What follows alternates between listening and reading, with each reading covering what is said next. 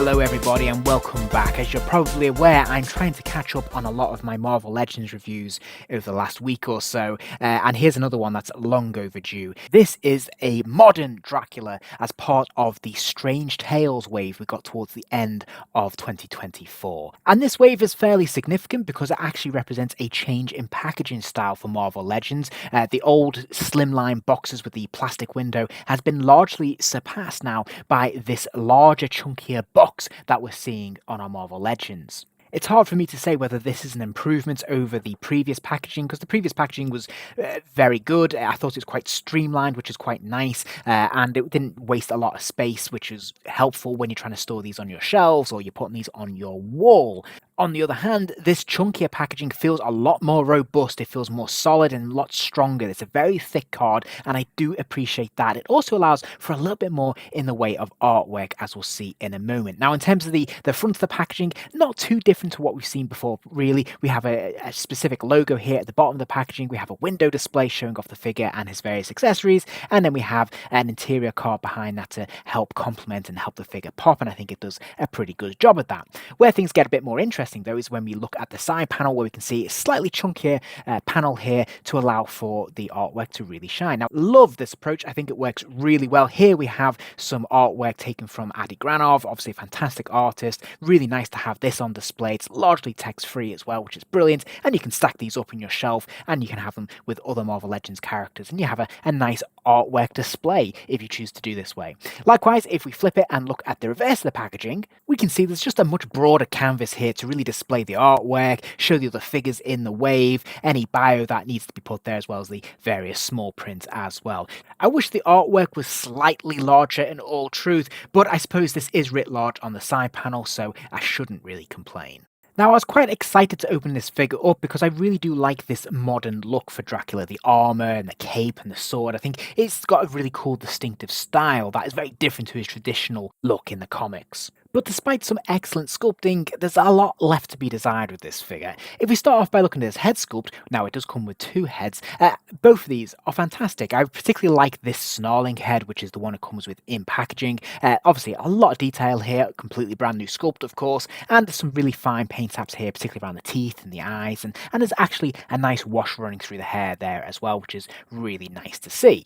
And likewise, the sculpting of the body is really top notch. It's really excellent to see this armor. Of course, this is brand new. All of this is new in terms of the chest, the torso, and the arms. Nothing's been recycled here, so it is bespoke, unique for this character, which is brilliant. But what we're not seeing here are any paint apps in the way of washes and fine detailing, which is really disappointing. Once again, Hasbro are relying on the base mold plastic to provide the colour for this figure, and it's not enough. It does create this slightly cheap plastic feel to these figures, and it just lets them down, which is a shame because I do think that these figures are really beautifully sculpted, and just a little bit extra care with a nice wash over these would really bring them to life and just show that off so much more. His cape is a hard plastic, but there is a little bit of give in it, so there is some flexibility. Not that you can pose it in any way, but it will move a little bit to allow you to get some posability out of this figure. But I would have preferred a cloth cape here. Admittedly, that's going to be hard when you're going for a stylized approach, and they want to keep the form, so I do get it.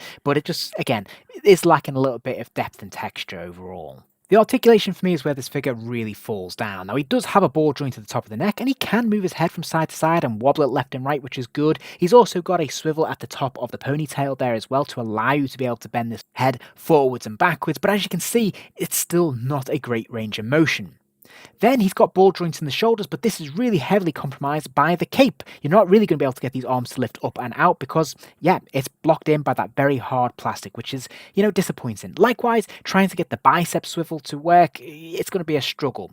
Now, there is a swivel at the top of the gauntlet, which is good, and he does have a double pin at the elbow, but really you're only going to be able to get this to about 90 degrees and not all the way back there, which is, a shame. He does have the standard pin swivel at the wrist, and for the most part, you can rotate this around and hinge it, but again, it's going to be blocked by the gauntlet there, which is unfortunate. He has 1 point of articulation in the upper torso. It's in the middle of the chest there, which is pretty good. It will allow him to swivel from side to side, and there's a little bit of give when it comes to bending left and right, fractionally, not as much as I would like.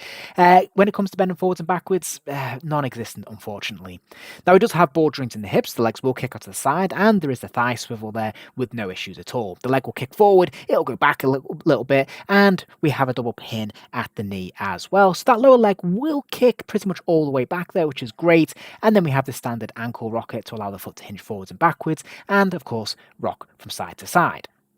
Dracula doesn't fare too badly when it comes to accessories though. He does come with an alternate pair of closed fists, an alternate head, a non-snarling head, which is pretty cool, and a sword.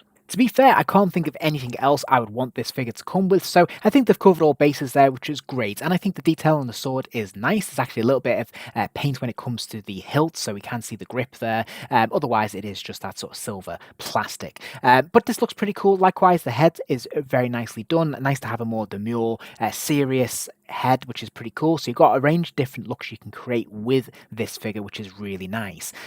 But in summary, I'm afraid I'm going to have to give this figure just 2 stars, and I'm sure that probably will be surprising to some because I know this is a very popular figure and one that a lot of people were looking forward to, myself included. But I just feel like although the figure looks great on the surface, if you look too closely, you'll see its shortcomings quite quickly.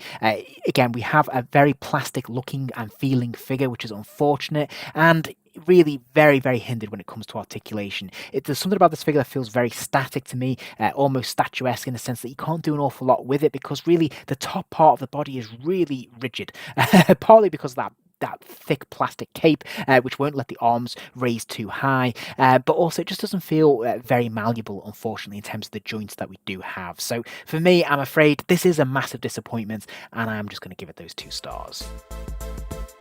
If you enjoyed this video, please do give it a like and remember to subscribe as there'll be plenty more videos soon.